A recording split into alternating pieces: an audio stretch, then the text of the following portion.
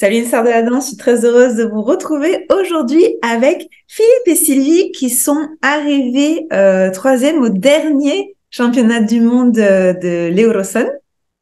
Et là, Voilà. ils sont à...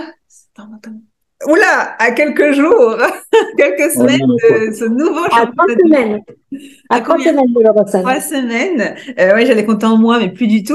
Vous êtes dans la catégorie bachata classique, donc pas bachata cabaret, over 65, donc plus de 65 ans.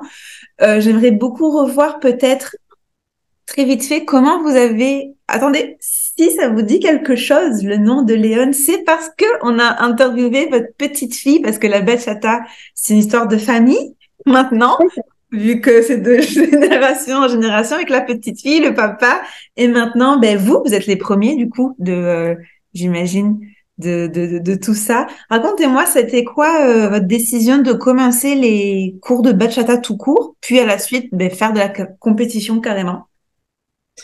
Alors, en fait, il y a longtemps que Sylvie avait envie de faire de la danse. Moi, j'ai d'autres passions un peu similaires à Kevin, qui sont la simulation automobile, le sim racing et tout ce qui est sport.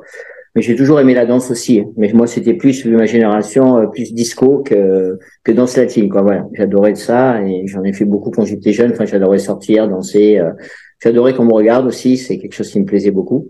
Et puis un soir, il y avait un ami qui était là, qui pratique la bachata, la salsa depuis longtemps. Et je lui ai dit, bah, écoute, dis-moi dans quelle école tu es, et puis je vais faire la surprise, je vais emmener Sylvie.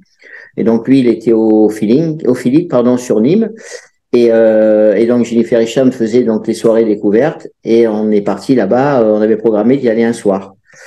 Sauf que ce soir-là, on a eu une surprise, c'est que Kevin et sa femme avaient prévu une soirée et ils nous ont demandé de garder la petite. Donc du coup, bon, on s'est dit, c'est pas grave, on va emmener Juliana avec nous qui avait 3 ans et demi. Voilà. Et donc on est parti là-bas voir le cours d'essai, mais on n'a pas pu danser, on s'est mis devant et puis ça a débuté comme ça, et surtout ça a débuté pour Juliana, parce que c'est là où dans l'interview Kevin en parle, elle s'est mise à bouger, à danser, Jennifer l'a vue, l'a prise avec elle, et puis l'histoire a commencé comme ça en fait, pour les cours de bachata classique. Et la compétition, parce que c'est ça, la majorité des couples, ils s'arrêtent à là, ils font des petites soirées, ils arrêtent. Vous faites les championnats du monde 3-4 ans après, 3 ans après. Non, non, bien avant, on a fait. En fait, ce qui s'est passé, c'est que bon, moi, j'adore tout ce qui est compétition. J'en ai toujours fait dans différents domaines, et surtout dans sport mécanique, karting, voiture, et puis aussi sim racing. Et là, là, on avait commencé nos cours, tout se passait très très bien. Et puis Kevin et Jennifer Hicham se sont mis un petit challenge. Ils ont dit, on va les mettre en compétition. Donc, on a commencé à à apprendre une chorégraphie, mais sans vraiment avoir de date précise pour participer à une compétition fixe, quoi. On était là, on verra bien. Et puis Jennifer nous a donc engagés en cachette au championnat de France à La Bolle. Donc c'était il y a combien de temps ça? C'était en quelle année? 2021. 2021. Ouais. Et qui était un championnat de France à La Bolle, mais qui était open, c'est-à-dire il y avait les élites, il y avait les amateurs, il n'y avait pas besoin de se qualifier comme maintenant. Donc c'était facile, il suffit juste d'y aller. Et on a fini la Corée le jeudi, le mercredi on l'a présenté donc au patio, et le vendredi on partait à la Bolle pour faire la compétition. Voilà. Ok, donc 2021, après, on va pas dire le mot, je veux pas me faire sanctionner Oui. par YouTube, après une pandémie. Voilà, c'est ça. Première compétition, vous auriez pu être, j'en sais rien, dégoûté, mais non, qu'est-ce qui s'est passé? Non, on a continué, on a aimé ça, la compétition. On a relevé pas mal de défis parce que c'était quand même pas facile. Et après, il y avait le stress, il y avait tout ça aussi, mais non, on a continué, on a persévéré, on a voulu faire plein de choses. Après, après le championnat de France, on a dit bon, on va continuer avec les Coupes de France, parce qu'après, il a fallu faire les Coupes de France. Et puis après, on a décidé de tous partir au Mexique, donc avec la petite. Bon, Kevin ne faisait pas encore la compétition, mais nous, on s'est inscrits tous à l'Eurosun. Oui, c'est vrai que l'Eurosun, pourquoi l'Eurosun? Parce qu'il y avait d'abord beaucoup voulaient aller à Miami à cette époque-là, c'était un peu Miami qui était à la mode. Et nous, on avait décidé d'aller au Mexique parce qu'on avait vu qu'il y avait une catégorie où Juliana pouvait aussi danser, parce que Juliana avait également participé, bien sûr, à la bolle. en étant la plus jeune, elle avait 5 ans. Elle allait avoir 6 ans. Ouais, voilà, elle était toute petite, donc elle a pu avoir la chance de pouvoir y participer. Et nous, oui, on a continué, bien aidé par nos coachs à l'époque, qui nous ont aussi bien motivés. Et on s'est retrouvés, au Mexique. Ça a été parce qu'en fait de la bolle, on s'est retrouvés au Mexique. Il n'y a pas eu de Coupe de France. Si, il y en a eu une juste avant. Juste avant la Coupe de France à Lyon. Et après, on s'est retrouvés au Mexique. Et là, c'était fabuleux. La preuve, on devrait y aller pour la troisième fois. Comment ça s'est passé? Alors peut-être la fois où vous avez été sur le podium, donc l'année dernière, c'est ça? Oui, c'est ça. Comment ça s'est passé peut-être la préparation à la compétition, le budget, si vous peut-être donner une fourchette, que les gens se rendent compte que c'est une vie dédiée à ça? C'est un gros budget. C'est un gros budget parce que là cette année on part à 5, donc on a quand même un gros budget. C'est un budget qui va je vais vous donner une fourchette parce que voilà, après on parle pas des trucs extérieurs qu'on va faire. Rien que pour l'Eurosun, on est entre 6 et 8 000 euros que pour l'Eurosun, quoi. Pour 5? Pour 5. Ok. Oui. Okay. Ouais, ça coûte cher. L'hôtel est très cher en fait. Le problème, c'est pas trop le voyage, c'est qu'on est obligé d'être donc à l'Oasis, qui est un superbe hôtel, mais qui est relativement cher. Mais après là-dessus, après au niveau dépenses, après toute l'année, après quand on a été faire le championnat de France à Paris, il a fallu louer un minivan parce qu'on était avec des coachs aussi. Il y a un Airbnb, il y a les tenues. Juliana, la petite, elle évolue constamment, donc elle change relativement souvent de tenue. Oui, ça revient. C'est un gros budget. On a monté, peut-être un peu anticipé, mais on a monté une association. On en parlera peut-être après. Mais l'argent qu'on gagne dans l'association et dans Juliana Pizza, tout part dans la danse. Et il y a une certaine somme importante. Vous avez les deux? Vous avez l'association et Juliana Pizza ou là c'est le même mot que vous utilisez? En fait, Juliana Pizza c'est intégré dans l'association en fait. Mais c'est en fait les pizzas qu'on vend, c'est marqué au profit de l'association Juliana Pizza. Voilà. Ok. Et est-ce qu'il y a une autre activité ou c'est vraiment que la pizzeria? Au niveau de l'association, en fait, pour l'instant, il y a que ça. C'est un métier. Oui, parce qu'on travaille. En fait, on travaille toute la semaine et puis le vendredi, samedi et dimanche, on fait ça. Et on a beaucoup de succès, on a beaucoup de monde, même plus qu'on espérait, et donc on est super content, quoi. Voilà, ça nous a bien aidé cette année. Oui, ça nous a permis de pouvoir tous partir au Mexique dans de bonnes conditions. Comment ça vous est venu l'idée? J'en ai pas trop parlé avec Kevin. Il y en a qui ouvrent des cagnottes. Alors ça marche plus ou moins bien. Il y en a qui sont sponsorisés. Il y a Juliana qui a les chaussures, mais bon, ça paye pas tous les frais non plus. Comment ça vous est venu l'idée de se dire on va carrément rajouter un emploi à part entière à temps partiel et on va faire de la pizza. Est-ce que un des deux a déjà une expérience là-dedans?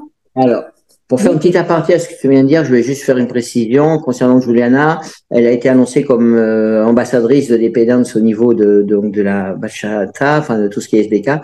Mais malheureusement, on a reçu un recommandé il y a quelques jours pour clore le contrat. On a été surpris pour manque de budget, donc ils ont cassé le contrat en disant qu'ils avaient plus de budget pour la SBK et qu'ils n'auraient pas d'ambassadrice ou d'ambassadeur pour la SBK cette année.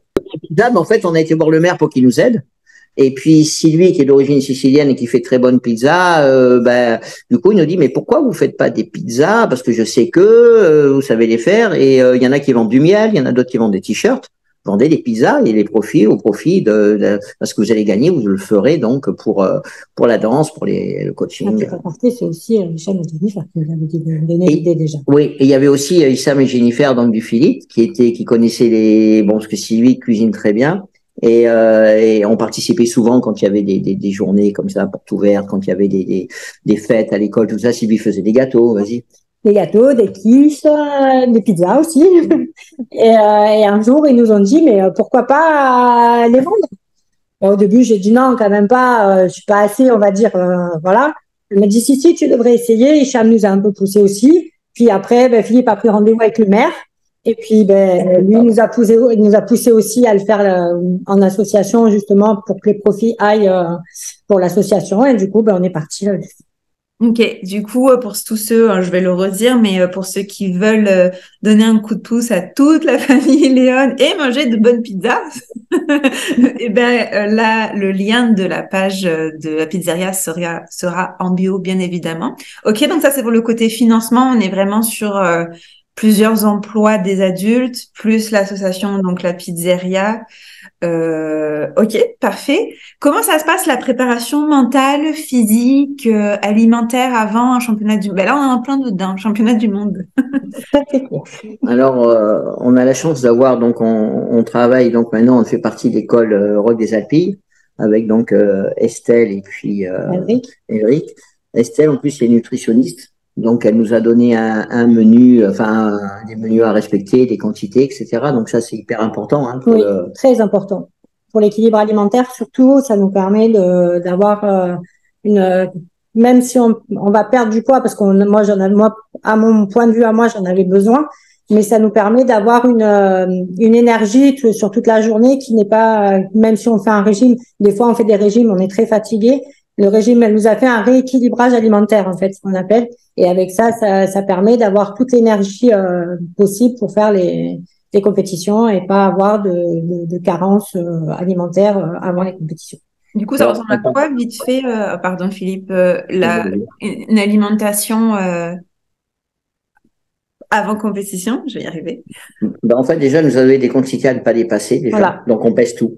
On pèse tout. Au niveau du beurre le matin pour le petit déjeuner, c'est 100 grammes, hein, par personne. Alors, on a le droit, enfin, selon les personnes, moi, par rapport à moi, mettons, le matin, je sais que j'ai le droit à 40 grammes de pain, 10 grammes, 15 grammes de beurre et café, on va dire à volonté, sans sucre, évidemment. Ensuite, le midi, on va avoir droit à protéines, c'est-à-dire viande, poisson ou viande blanche, surtout, et légumes féculents. Et à mon niveau à moi, le soir, j'ai le droit qu'aux légumes. J'ai plus le droit au tout ce qui est protéines, pas le soir. Voilà. Donc et en 4 heures, si on a un petit creux, un fruit ou des fruits secs, justement pour donner un peu d'énergie pour le restant de la journée. Mais minimum, mais vraiment le minimum, 1,5 litre d'eau par jour. Minimum quoi. Ça, ouais. Tout le monde, on n'en parle pas assez, mais ouais. Quand on est en entraînement, c'est 2,5 litres, 3 litres. Ok. Et le jour, ça m'intéresse parce que personne n'est capable de me répondre. Alors, à savoir, mon conjoint, il est diététicien nutritionniste. Alors, c'est à lui que je voudrais poser la question, mais comme on dit, c'est toujours le cordonnier mal chaussé, hein. Mais je lui poserai la question maintenant qu'on en parle. Qu'est-ce que vous mangez les jours des compétitions? Parce qu'on sait comment ça se passe. Alors, nous, on s'est croisés, pour dire la vérité, on s'est croisés à la Coupe de France. J'ai regardé un petit peu à la Coupe de France de Nîmes et championnat d'Europe de Nîmes de 2023. Et les menus qu'il y avait, encore qu'il y avait des salades, des frites, comment est-ce que vous prévoyez un petit peu ça? Ben là, par exemple, pour le championnat du monde, vous allez manger quoi? Comment ça se passe le jour J? Alors, Nîmes, on avait fait, en fait, en revenant sur Estelle, par rapport à Juliana, surtout, elle avait demandé ses heures de passage et elle avait carrément calculé à quelle heure il fallait qu'elle mange avant pour pouvoir, au niveau de la digestion. Ça, c'est très important. Et son pic d'énergie, surtout. Et pour avoir un pic d'énergie au maximum, elle avait bien regardé à quelle heure. Alors, bien sûr, il pouvait y avoir du retard, hein, c'est normal quand on organise une grande manifestation comme ça. Mais en fonction de ça, enfin, elle avait calculé en disant, voilà, il faut que tu manges, par exemple, le samedi, il fallait qu'elle mange vers 11h30, pas après. Concernant le jour, on a fait des salades de pâtes qu'on a emmenées avec nous dans des petits saladiers. Alors, on a fait quelques petits écarts, mais Kevin avait préparé salade de pâtes au cas où la petite aurait un petit peu faim, tout petit peu avant, mais ou sinon s'il y avait du retard. Mais nous, on a mangé également tout ce qui était salade de pâtes. On a tout emmené avec nous. On a quand même pris quelques trucs à la cafétéria, mais c'était plutôt salade de pâtes. Ok, parfait. Préparation mentale, est-ce que vos coachs ils vous encadrent aussi par rapport à ça? Est-ce que vous avez des coups de mou? Est-ce que vous avez pensé à abandonner? J'aimerais bien lever le tabou là-dessus, parce qu'en tant que compétiteur, souvent il faut donner l'image que tout va super bien tout le temps. Alors justement, en ce moment, on pourrait dire que ça ne va pas très bien sur le fait que Sylvie, on lui a décelé un cancer et qu'elle doit avoir elle devait avoir une opération au 10 octobre. Voilà. Et qu'on a repoussé avec l'accord des médecins avant de repousser, ils se sont concertés pour savoir si on pouvait repousser l'intervention après le Ressum. Donc, ils se sont regroupés, les 3 médecins qui devaient m'opérer, et ils ont donc décidé, vu que c'était pas urgent, puisque j'étais au tout début, donc ils m'ont mis sous hormonothérapie pour retarder, pour, on va dire, un peu stopper la maladie. Et donc ils m'ont dit que de toute façon, donc là, l'intervention, donc les derniers examens ont lieu hier, allait donc être le 18 décembre au retour de l'Eurozone. Et mais nous, au départ, nos coachs voulaient qu'on arrête tout. Mais là, surtout au niveau des acrobaties. Et nous, on voulait pas arrêter. En fait, on voulait continuer parce que pour moi, je veux dire, ça me donne encore plus de boost. Et le fait d'avoir même un cancer au jour d'aujourd'hui, en fait, le fait de continuer la compétition, ça me donne aussi un grand coup de fouet aussi pour pouvoir avancer même avec cette maladie qui est là, quoi. En fait, ça va plus loin parce que nos coachs, Eric a été très sensible à ça, mais c'est pas qu'il a voulu qu'on arrête, c'est qu'il voulait qu'on fasse attention surtout pour préserver Sylvie, parce que c'est en plus un cancer du sein où elle va avoir une grosse opération, une intervention de plus de 4 heures, etc. après, 18. Du coup, ils l'ont bien pris parce qu'ils nous ont bien boosté sur le fait qu'on a complètement modifié notre chorégraphie. C'est-à-dire, on avait des portées, on avait des accros qui voulaient nous mettre parce que c'était aussi l'intérêt d'aller travailler avec le Rock des Alpilles parce que Eric est spécialisé là-dedans. Estelle est très forte pour les chorégraphies et lui très fort pour tout ce qui est accro. Mais tout ça, on est obligé de l'enlever. Donc, Estelle est obligée de refaire toute la chorégraphie et en fonction de ça, s'adapter. Mais on a eu un gros coup de pouce la preuve, ils viennent avec nous à l'Eurozone et ça pour nous c'est hyper important. Et au niveau mental, oui, ils nous ont vraiment bien aidés parce que on reparle pas de la maladie, du départ où on a modifié la chorégraphie. Et nous, ça nous a vachement aidé et ça va être plus loin parce que ça va aider aussi Sylvie à aller donc au Mexique. Mais quand on va le 15, le 18, elle est opérée, donc une grosse intervention de 4 heures. Mais après, pour tout ce qui est rééducation, le but, ça va être d'essayer d'être prêt pour, on va dire, la prochaine compétition. Alors, il y a la Coupe de France, on n'est pas obligé de la faire parce qu'on est déjà qualifié, mais il va y avoir les régionales. Et puis surtout, l'objectif, c'est le mois de mai, le championnat de France, quoi. C'est le mois de mai, c'est ça. Le régional en février, c'est ça? Ouais, il y a la régionale à Mougins, là, Après, ça, c'est pas très important sur le fait qu'il suffit qu'on y aille, qu'on se présente, qu'on fait 2 tours, et puis voilà. Il n'y a pas de résultat proprement dit. Donc, si elle est bien, ça risque d'être juste, mais par contre, ça la motive, c'est une motivation, oui. C'est ça, en fait. Ah oui, ça me donne vraiment on va dire qu'au niveau mental, ça m'aide énormément, quoi. Ok. Voilà. Je suis pas à me dire, je suis malade. Non. Je veux surtout pas parce que, sinon c'est la déprime totale et c'est pas bon, quoi. Non, on n'est pas du tout là-dedans, quoi. Pas du tout. Ok. J'ai juste une question. Du coup, vous aviez changé avant l'annonce de ta maladie, Sylvie, vous aviez changé de catégorie pour cabaret? Parce que tu me parles d'acrobatie, Philippe. Est-ce que tu parles juste de trick, donc les pieds au sol, ou il y avait vraiment, tu soulevais Sylvie? Parce que voilà. Ok, donc vous aviez changé de catégorie. Ok. Et après, on changeait pas de catégorie, en fait. On changeait pas de catégorie. Parce qu'il y a beaucoup d'accros dans la bachata traditionnelle, il y a beaucoup d'accros qui se font. Et par exemple, à l'Eurozone, il y en a énormément. En France, ça dépend. Ça dépend. On a des danseurs on a Seb et Elodie, qui sont des amis et des danseurs de bachata et des très bons danseurs. Bon, eux, ils travaillent beaucoup en acrobatie parce que ils ont une grande différence de taille et donc ils sont un peu obligés. Mais et il y en a qui font pas d'accro, très peu d'accro comme Thomas par exemple, et qui est champion de France. Mais on a le droit, quoi. C'est pas un changement de catégorie. Nous, on voulait le faire pour se challenger un peu mieux, quoi, un peu plus, quoi. Voilà. On voulait se lancer un défi supplémentaire. Je demandais parce que évidemment, je cherchais les vidéos, je vous les demanderai après l'interview pour les poster sur la chaîne YouTube. Et en fait, dans votre catégorie, c'est vraiment écrit, mais c'est moi en fait, c'est parejas bachata, mais ça veut dire que vous pouvez mélanger les deux. C'est pas comme les adultes.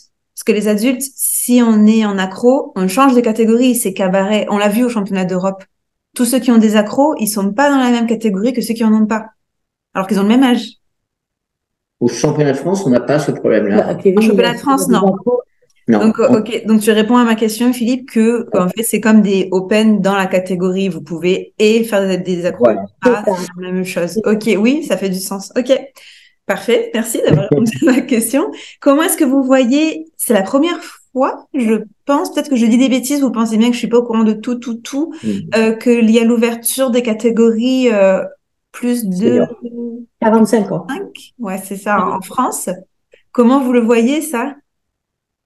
Alors, on s'est beaucoup battu pour ça. On remercie justement la Fédé avec Hicham, avec Jennifer, avec Yannick, et puis la Fédération française qui ont voulu lancer cette catégorie. Alors, comment on le voit? C'est déjà un pas en avant, un très bon pas en avant. Pour moi, c'est pas ce que j'attendais en fait, parce qu'une catégorie senior, moi j'ai 60 ans, Sylvie un petit peu moins. 56. Voilà, pour nous une catégorie senior, c'est à partir de 50 ans. Là, ils ont fait donc une catégorie, c'est très bien, hein, je ne critique pas, mais ils ont fait 45 ans. Il faut qu'un des deux danseurs ait 45 ans. C'est-à-dire qu'à aujourd'hui, un homme de 45 ans peut venir danser avec une danseuse de 18 ans. 18 ans, 60 ans, il y a vraiment beaucoup d'écart et c'est compliqué on va pas dégager la même chose sur scène. On peut pas avoir une condition physique comme quelqu'un de 18, 20 ans. Donc, on espère qu'un jour ils arriveront comme ça. Au niveau de l'Eurozone, c'est addition des deux. Donc, une personne c'est minimum, c'est 40 ans. Et il faut qu'il y ait 65 ou 75 entre les deux, 65 entre les deux. C'est-à-dire qu'au Mexique, des fois, en face de nous, on a des danseurs de 40 ans avec des jeunes de 25 ans. Donc, pour moi, ce ne sont pas des vraies catégories seniors. Oui. On a appris qu'en Italie, il y avait une vraie catégorie senior, c'est plus de 50 ans, et on a regardé leur dernière compétition, ils étaient plus de 15. Voilà, donc c'est peut-être vers là qu'il faut aller, quoi, je pense. Mais on est content. On a déjà une catégorie senior, c'est déjà bien. Voilà. Mais, je pense que ça va évoluer dans le temps. On ne sera peut-être plus à ce moment-là, mais ça va évoluer dans le temps. Je pense que c'est bien, c'est bien. Okay. Après, pour l'instant, on est tout seul, donc on invite tout le monde à nous rejoindre. S'il faut en parler, s'il faut même des clubs à essayer d'encourager des membres qui font que du social mais qui osent pas, ben nous on n'était pas danseurs professionnels, hein, on dansait pas tous les week-ends, loin de là. Et puis on a fait un gros challenge et puis on est là, on se régale, on prend du plaisir, ça nous aide pour plein de choses, pour la maladie qu'on en parlait avant, ça nous aide, ça nous a rapprochés encore plus parce qu'on fait des choses ensemble et ça c'est incroyable. Et je pense qu'à aujourd'hui, je suis sûr qu'en France il y a plein de danseurs depuis 50 ans qui aimeraient venir faire des Coupes de France, comme on a eu la chance de faire à Lille, mais dans un cadre magnifique. Je pense qu'à aujourd'hui, il faut vraiment, j'espère qu'on va être au championnat de France, on sera minimum 3 pour que ça puisse être titrable. Et puis, mais je suis confiant. Je pense qu'il va y avoir, parce que des danseurs de 45 ans qui vont pouvoir se mettre avec des petites danseuses de 20 ans, il y en aura. Mais je pense que dans le long terme, des danseurs de plus de 50 ans, il y en aura aussi. Parce qu'à aujourd'hui, ça peut faire peur à des danseurs de 50 ans de s'affronter sur les jeunes de 20 ans, quoi, je pense. Ok. Mais je suis confiant. Oui. La gestion du stress, comment ça se passe? Alors, le premier Eurozone a été très stressant parce que c'est quand même assez grandiose. C'est quand même, on a une belle scène, c'est quand même assez impressionnant. Maintenant, ça va. Depuis qu'on a fait l'Eurozone, ça va mieux quand même. On est moins stressé. On a toujours un petit peu la boule au ventre avant de monter sur scène, mais ça va. On gère bien. Ouais, la gestion, on a toujours les petits trucs. Moi, j'ai toujours peur d'avoir une panne de mémoire de Corée, même quand je la connais par cœur. Bon, voilà, elle est toute nouvelle, mais quand ça fait un an qu'on l'a, on a toujours peur. Là, faut toujours que, juste avant, hop, allez, on refait 2-3 trucs le début, on réessaye. Mais sinon, ça va. Moi, j'arrive, en fait, quand je suis sur scène, à me retrouver seul sur scène. Alors, je sais qu'en face de moi, il y a des juges, mais s'il y a un juge qui va me faire une grimace ou sourire ou m'encourager, je vais pas être déstabilisé par ça parce que je ne les vois pas. Je danse, je prends du plaisir, et Sylvie, c'est pareil. Donc, le stress, on arrive à l'évacuer. On a plus de stress quand c'est Juliana qui danse ou quand c'est Kevin maintenant avec Cindy que quand c'est nous, quoi, en fait. Après, la gestion du stress, oui, ça se fait tout seul. Hein. Et la gestion alors l'échec, c'est très large parce qu'un échec pour une personne, c'est pas le même échec pour l'autre. Mais la gestion de l'échec, on va dire. Comment est-ce que vous gérez quand vous êtes déçu, voilà, de votre résultat? On se dit qu'on fera mieux la prochaine fois. Ouais. Non, après, ça dépend aussi de quel échec on parle. Si on parle un peu, on va dire, des notes qu'on peut avoir, il y a des fois où on se dit, ils sont un peu durs quand même. Mais Mais bon, on sait qu'on a encore plein de choses à apprendre, on a encore plein de choses on va dire, à améliorer. Et voilà, quoi. Oui, le stress. Alors, à un moment donné, j'ai eu un petit peu souvent on était dernier parce qu'on est commencé, parce que pour plein de choses, puis parce qu'on était moins bon. Et pas que l'histoire de l'âge, hein, aussi parce qu'on était moins bon. Et c'était compliqué quand même. C'était compliqué. À aujourd'hui, on a une catégorie pour nous, donc c'est à nous de s'adapter à cette catégorie. Et puis, on prend de plus en plus de plaisir à danser.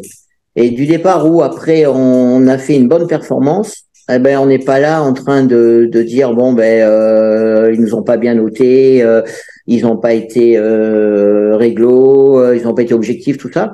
C'est tellement aléatoire. On l'a même vu au championnat d'Europe. Les notes du championnat d'Europe du samedi et les notes du dimanche étaient tout à fait différentes. On discute avec les juges. Après, c'est très important. Et puis après, ben, il faut s'adapter aux juges. Mais on a vu, ouais, des différences de notes, même du même juge, du samedi au dimanche, et des choses qu'on a du mal à comprendre. On comprend pas trop, quoi. Quand on regarde les vidéos, on comprend pas trop pourquoi il y a une grosse différence. Après, il y a eu des juges internationaux qui ont été fabuleux, comme Ravière, comme Kevin Benabar, qui a été super gentil, qui nous a fait des super retours, qui a pris le temps de bien tout nous expliquer. Et qui ont été aussi, Kevin leur a envoyé des vidéos après, ils ont fait un retour sur les vidéos et ils ont été vraiment au top, quoi. On a eu vraiment des juges très ouverts, quoi. Après, oui, c'est dur. Quand on perd, c'est dur. Après, des fois, il y a un peu une question. On a quand même un peu ce sentiment d'injustice par rapport à ce que je disais tout à l'heure, quand même par rapport à la catégorie d'âge, quand on va à l'Eurozone, et que certains gagnent et qui sont beaucoup plus jeunes que nous ou sont bien placés. Bon, on se dit, ils ont eu raison d'y participer, parce qu'on aurait fait la même chose. Mais c'est dommage qu'il n'y ait pas une vraie catégorie, comme en Italie, je répète, où il y a des catégories seniors, 50 ans. À partir de 50 ans. Mais la preuve, hein, les Italiens, ils sont venus, ils ont gagné. Ils ont gagné. Ils avaient notre âge. Hein, c'était pas un problème d'âge. Mais par contre, ils sont très compétitifs. Ils ont des vraies compétitions pour eux. Et puis, du coup, ils montent, ils progressent, et voilà, quoi. Donc, mais oui, c'est compliqué quand même. C'est quand même compliqué par moment, mais on arrive à bien le gérer. Oui. Après, c'était Juliana qu'il fallait gérer aussi. C'était différent. Et oui. Elle a eu des gros moments de pleurs, elle a eu, des gros moments de doute aussi. Mais c'est fini tout ça, parce que, elle s'est régalée elle a fait une très belle performance dimanche avec des notes qu'elle avait jamais eues. Et elle a vraiment pris confiance en elle cette année, et il y a un grand pas en avant. Donc, je pense que là, on aura moins de difficultés à gérer tout ça. Si ça peut la rassurer, des grands moments de pleurs, j'en ai encore à mener en pleine compétition. Ben oui, ça fait partie du jeu. Chacun gère comme il peut, à sa manière. Ok, parfait. La gestion, on va tranquillement terminer. La gestion de la victoire. Sur la victoire, on n'a pas gagné souvent, mais c'est... nous, on le prend comme déjà, on est content de remercier déjà par rapport à nos coachs déjà. Alors, championnat de France, la Coupe de France, c'était facile de gagner parce qu'on était seuls, mais on a eu des bonnes notes, on a eu des bons retours, et ça, on est content parce que quand on a des coachs qui s'investissent énormément, et nous aussi, bien sûr, du coup, on leur rend un petit peu l'investissement qu'ils ont fait, et ça nous fait énormément plaisir. Et ça remotive en fait. Hein, quand on a des bonnes notes comme ça, on se dit il faut qu'on progresse, et on détaille tout, et on regarde des vidéos. J'ai eu de la chance ce samedi d'avoir des professionnels qui ont filmé des vidéos. On nous avait commandé, sont super belles. On fait des arrêts sur image, on fait des pauses. On étudie ça avec nos entraîneurs. Nous, on les étudie aussi. On compare avec ce que nous ont dit où on devait progresser par rapport aux notes des juges. Et là, quand on fait une bonne performance, on se dit on fera encore mieux la prochaine fois, et ça nous aide énormément, toi aussi, je pense.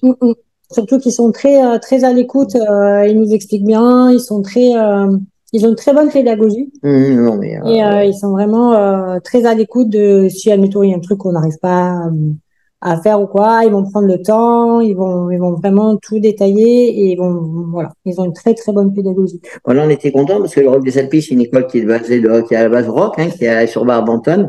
Et puis en fait, c'est Estelle a 21 ans, elle est très jeune. Et quand elle fait une chorégraphie, elle a un papier, un cahier, elle détaille tout, Elle note tout sur un papier, sur elle fait des croquis, elle vous dit voilà ça, ça, ça, ça. Et nous, on est arrivés tous les trois là, entre Juliana qui devait se remettre en forme, reprendre confiance, Kevin qui débutait, et nous, ben, on va marquer sur les tablettes qu'on aura été les premiers à gagner une Coupe de France senior. Voilà, ça restera dans les annales et ça on est content. Mais du coup, on s'est fait vraiment plaisir sur ce week-end-là parce que ça s'est super bien passé pour nous trois, quoi. Voilà, ça a été. Vous entraînez combien d'heures par semaine? Je vous ai pas demandé. Alors, nous à la maison, on s'entraîne pour ainsi dire tous les jours. On va dire en gros 1 heure. Ouais, en gros. En gros 1 heure. Après, le mercredi soir, on a l'entraînement à l'école pour les compétiteurs. Donc, on se retrouve là-bas pendant 1 heure, 1 heure et demie. Où on a les salles à disposition, où les coachs ont également une autre salle où ils ont d'autres élèves dans d'autres disciplines, mais ils viennent nous voir, ils regardent ce qu'on fait. On fait plusieurs passages. Ça arrive aussi qu'à la fin du mercredi soir, tous les élèves sont là, c'est-à-dire toutes disciplines confondues, rock, tout ça, et on fait comme un show devant tout le monde. Donc ça, c'est bien. Et ensuite, on a le samedi matin aussi, où là, on va faire aussi encore 1 heure devant les professeurs pour voir ce qu'on avait dit le mercredi, c'est essayer de corriger le samedi. Donc, en fait, en gros, on va dire... On a minimum 2 heures, 2 heures et demie, voire 3 heures. Avec les profs. Et après, nous, on essaie de s'entraîner... Minimum 1 heure par jour. Ouais, enfin, pas minimum, 1 heure par jour. Ouais. Ok. Eh bien, écoutez, qui est-ce que je devrais interviewer, vous pensez, du monde de la compétition qui apporterait beaucoup de valeur à la communauté des compétiteurs, ou à tous les passionnés d'ailleurs de danse, de compétition? Aujourd'hui, en tant que danseur ou professeur? Tout. Je prends tout. On va défendre notre école. Il faudrait interviewer notre école, qui se lance dans la bachata. Donc voilà, ça, le Rock des Alpilles pour ça. Et Elric est déjà impliqué également au niveau de la Fédération française de danse et avec plein de projets qui vont pas tarder à arriver. Donc, je pense que ça serait une bonne chose parce que ça les aiderait justement à se faire connaître dans le monde de la... Voilà. Et après, je tiens quand même à dire aussi, à remercier quand même le Philippe parce que si on en est là aujourd'hui, c'est parce qu'ils ont su nous donner l'envie de la compétition. Enfin, ceux qui ont eu cette idée. Et si on est là aujourd'hui, si on prend beaucoup de plaisir, c'est aussi grâce au Philippe, à Hicham et Jennifer quand même, quoi, parce que ça a été ça a été de bons moments aussi avec eux, quoi. Voilà. On évolue. Jennifer, c'est demain. Donc, pour ceux qui regardent la vidéo, c'est la semaine prochaine. Je pense que ce sera un super interview alors. Je pense aussi. Mais écoutez, merci beaucoup. Qu'est-ce que je peux vous souhaiter? Je vous souhaite un nouveau podium, évidemment, pour ce championnat du monde 2023. Sylvie, un bon rétablissement pour qu'on se voit et qu'on se fasse la bise en pleine forme au régional. Et puis, on se voit très vite. De toute façon, au pire du pire, au championnat de France. Voilà. Et puis bravo à toi pour ta performance ce week-end, parce que tu as super bien dansé aussi. Bravo. Merci beaucoup. C'est toujours un plaisir de te regarder danser en tout cas. Voilà. Merci.